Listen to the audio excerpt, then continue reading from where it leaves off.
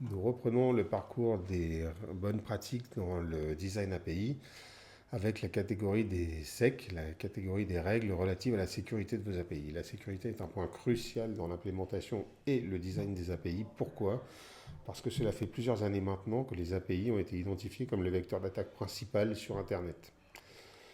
Donc, il est très très important d'appliquer le security by design, c'est-à-dire que dès le design, vous allez prendre en compte les problématiques de sécurité et aussi de compliance, mais pour l'instant, on fait un focus sur la sécurité.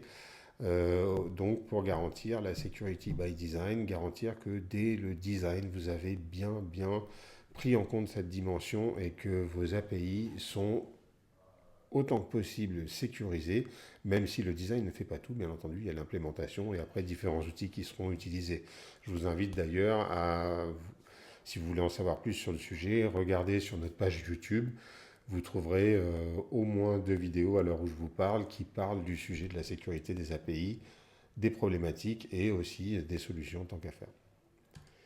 La première règle est relative à l'identification. À minima, et je souligne plusieurs fois le à minima, l'identification doit être implémentée. Vous devez connaître vos utilisateurs. Euh, les premiers, alors l'histoire API elle est quand même assez longue maintenant, on peut parler d'une quinzaine, vingtaine d'années. Les premiers succès foudroyants API ont aussi souvent été des échecs foudroyants pour une raison toute simple, on ne connaissait pas les utilisateurs. C'est pour ça que sont apparues après les briques d'API management, de portail développeur, etc.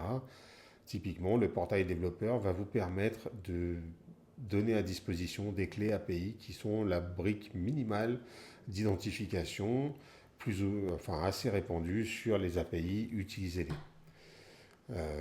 Vous avez après différents niveaux, l'authentification est mentionnée ici. Donc l'identification c'est bonjour, je suis Christophe. Vous n'avez aucun moyen de le vérifier. Je vous ai juste dit que j'étais Christophe. Vous allez prendre cette information pour argent comptant et savoir que je suis Christophe. L'authentification, c'est que non seulement je vous dis qui je suis, donc Christophe, j'ai toujours pas changé. Par contre, je vous invite à aller voir ma page LinkedIn où, avec de la chance, la photo est encore assez ressemblante et vous allez vous dire, ok, c'est bien lui. Dans un cadre plus formel, je vais vous passer mon passeport pour que vous puissiez vérifier mon identité. Donc l'authentification, c'est que je vous ai donné les moyens de vérifier que j'étais bien la personne que je disais être.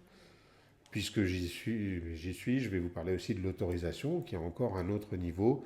L'autorisation, c'est bonjour, je suis Christophe, je travaille chez Naoplay, j'ai tel rôle, donc j'ai accès à telles informations et tels services. Par exemple, telle machine et tel drive partagé.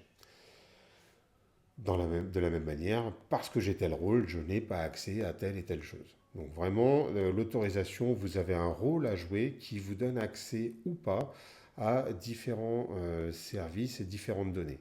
L'authentification, vous avez prouvé votre identité. L'identité, vous avez dit qui vous étiez. Donc, à minima, vous devez demander à vos utilisateurs de dire qui ils sont et implémenter l'identification généralement via des API. Deuxième règle, l'authentification devrait être mise en œuvre. Pour renforcer la sécurité, il est important de mieux vous assurer de qui utilise vos API. L'API key, c'est simple, hein, c'est une chaîne qui peut être prêtée, partagée, qui peut être perdue et retrouvée. Vous pouvez avoir une gestion plus précise de vos clés API, par exemple avec des dates d'expiration, etc., ce qui permettrait déjà de sécuriser un peu mieux, mais ce n'est pas suffisant. La personne s'est identifiée, tant qu'à faire, implémenter l'authentification. Donc là, pour l'authentification, vous avez différents outils disponibles. Par exemple, vous avez des fournisseurs d'identité qui vont vérifier ces identités. Donc, le plus répandu, je pense, est Microsoft Entra ID, de son ancien nom Azure AD. Vous avez Okta comme solution, vous avez Curity, vous avez Google Identity ou encore AWS Cognito. J'ajouterai par exemple que la plupart des plateformes maintenant, comme Gravity, gèrent à la fois la partie API Gateway, mais vont aussi gérer cette couche d'authentification. Donc, utilisez-les. La troisième règle est le prolongement de la deuxième, dans le sens où le jeton ou la clé doit être validé à chaque requête. Donc le jeton dans le cadre de l'authentification et la clé dans le cadre de l'identification. Vous ne devez pas vous contenter du premier appel. Vraiment, à chaque requête, vous allez vérifier que demander l'identité de la personne et idéalement vérifier qu'il s'agit bien d'elle via le jeton ou le token. Pour vérifier les jetons d'accès, euh, il est préférable d'utiliser une bibliothèque spécialisée plutôt que de développer par vous-même une solution.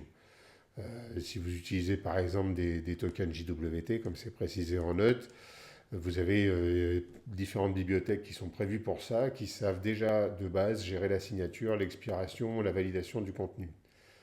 Ça vous fera gagner du temps, vous y gagnez aussi en sécurité, ça va vous éviter les erreurs et vous suivez les bonnes pratiques. Quatrième règle, vous avez le mécanisme TLS TLS mutuel, pardon, qui peut être cumulé avec d'autres méthodes d'authentification. Le TLS mutuel, pour aller rapidement, c'est un mécanisme où à la fois le serveur et le client s'authentifient mutuellement via des certificats. L'idée, c'est que même si vous avez un autre mécanisme d'authentification, le token hôte ou la clé API, vous allez renforcer cette protection en ajoutant la couche TLS mutuelle. Elle n'est pas exclusive, elle vient en complément pour rendre l'accès encore plus sécurisé. Cinquième règle, les identifiants doivent être différents entre les environnements. On l'observait, on l'observe plus trop chez nos clients. Mais pendant un moment, c'était assez récurrent de trouver, par exemple, les mêmes clés API utilisées en développement, en intégration en recette, en intégration en production. Attention à ça. Le but du jeu, vraiment, c'est de bien séparer vos environnements, de bien savoir qui fait quoi, qui fait ça où. Souvent, en fait, la réponse qui nous était faite, mais ça simplifie la vie du consommateur. Non, le consommateur qui nous intéresse vraiment, c'est le consommateur développeur de votre API, donc celui qui est en production. Lui, il connaît qu'une seule clé API et il doit n'en connaître qu'une seule. Pour les autres, ça va concerner votre maîtrise d'ouvrage ou quelques ambassadeurs. Dans ce cadre-là, bah oui, ils peuvent interagir sur plusieurs environnements, donc ils vont avoir plusieurs clés. C'est vraiment un point important parce que, encore une fois, d'utiliser les mêmes clés sur les différents environnements, parce qu'on est pressé, parce qu'on veut valider vite, ben on croit valider dans un environnement, c'est pas le bon et ça a des conséquences assez désastreuses par la suite. Donc, à suivre, utilisez bien des identifiants différents pour chacun des environnements. Sixième règle, les services API doivent être exposés via un canal sécurisé. Bon, on arrive sur les mêmes simplifications faites en interne pour gagner du temps. Implémenter les certificats, c'est long, donc on va travailler en HTTP. Non, encore une fois, en suivant juste le Trust No One qui est listé dans les notes, hein, ne faites confiance à personne, HTTPS partout. Vous n'avez pas lieu d'utiliser de l'HTTP tout court, même en interne. Donc, même pour une API strictement privée, HTTPS systématiquement. Je ne m'étends pas plus sur cette règle. Septième règle, chaque appel doit être enregistré. Donc effectivement, vous avez peut-être vu ou pas encore le cycle de vie API. Sur la partie déploiement, vous avez une grosse brique qui est l'observabilité. Mais sur la partie build and test, vous avez les tests également qui comprennent une aussi couche proche d'observabilité, où on va s'intéresser à savoir qu'est-ce qui se passe lorsque je suis dans mes transactions, comment je peux suivre une requête de bout en bout. Donc il est très important pour ça d'enregistrer vos appels. Et pour la partie bout en bout, on arrive sur la huitième règle où vous devez associé à cet enregistrement l'identification de transaction ou l'identifiant unique d'appel. Ça va vous permettre de suivre une requête complètement à travers toutes les couches de l'architecture, le WAF, les passerelles API, les files d'attente, et ça, c'est une matière extrêmement précieuse pour ceux qui font du support, mais aussi pour ceux qui doivent débugger, ou la simple analyse de sécurité. Ça va vous permettre de mettre en musique les différents événements qui ont eu lieu au moment de la requête. Donc ça va vous faire gagner un temps précieux. Les plateformes vous donnent à mettre à disposition cette donnée. Forcément, l'identifiant est différent suivant les plateformes. Dans la note, on vous précise par exemple que dans Azure API Management, ça s'appelle toujours Correlation ID, et dans Google APG, on parle de Message ID. À vous de trouver l'identifiant qui va bien pour le recoller et pouvoir offrir à la fois au support, mais aussi aux développeurs et aux équipes de sécurité la possibilité de suivre l'appel de bout en bout via cet identifiant. Pour la neuvième règle, en fait, les identifiants, ils doivent être envoyés dans les en-têtes. Ils ne doivent pas faire partie du message, ils vont dans les en-têtes. Et je crois que j'ai anticipé la règle suivante. Les informations d'identification, elles ne doivent pas être dans l'URL ou le corps de la requête parce qu'elles sont dans l'en-tête. Là, ces deux règles se suivent très bien. Voilà. En fait, le but du jeu, c'est d'éviter que ces informations soient enregistrées. Donc, vous les gardez bien dans l'en-tête. C'est aussi la 11e règle découle des deux précédentes. Les en-têtes contenant des informations d'identification ne doivent pas être enregistrées. Donc vous enregistrez le corps de requête, mais pas ces identifiants, sauf l'identifiant de transaction qu'on a mis avant. Donc vous avez donc la liste non exhaustive des en-têtes à ne pas enregistrer. Après, suivant votre contexte, vous allez en avoir d'autres. Mais typiquement, les API keys ne sont pas enregistrés.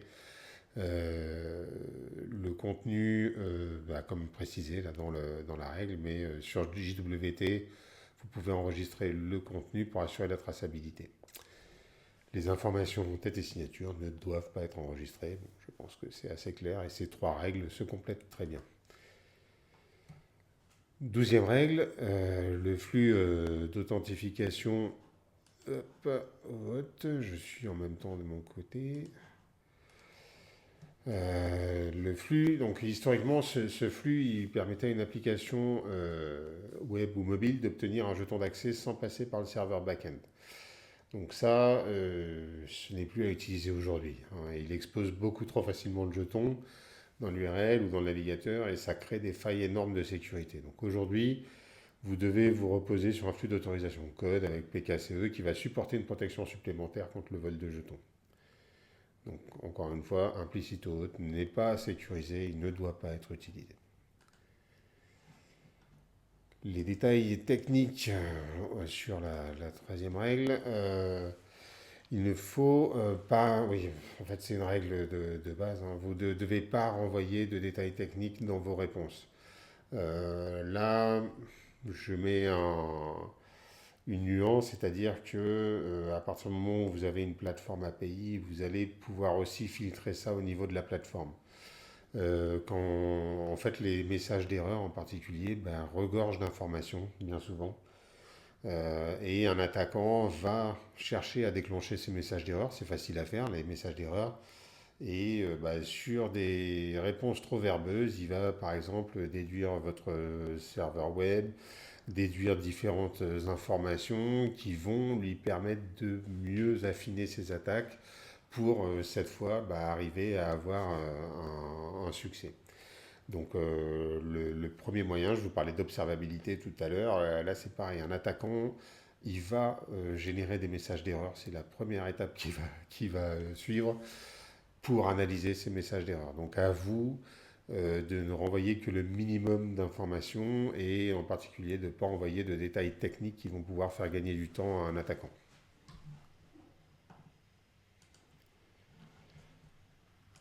Enfin, on arrive sur l'avant-avant-dernière règle.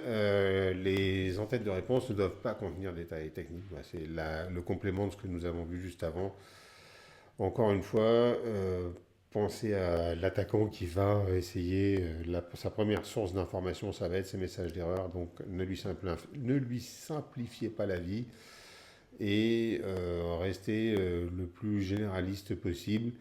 À vous en développement et en intégration d'avoir fait les bons tests, d'avoir eu le bon niveau d'information pour avancer, mais ne simplifiez pas la vie aux attaquants. Règle suivante par rapport au tableau, donc on ne doit jamais renvoyer directement un tableau JSON comme corps de réponse.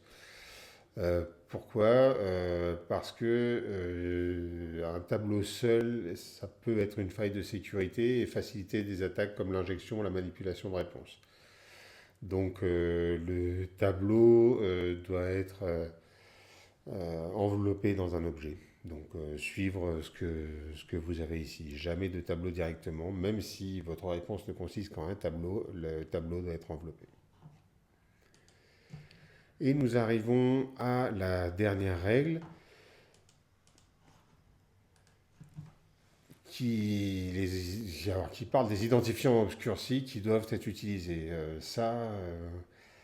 Je le vois au quotidien aujourd'hui sur une des solutions que nous utilisons et qui utilise encore en 2025 des identifiants non seulement numériques mais incrémentaux.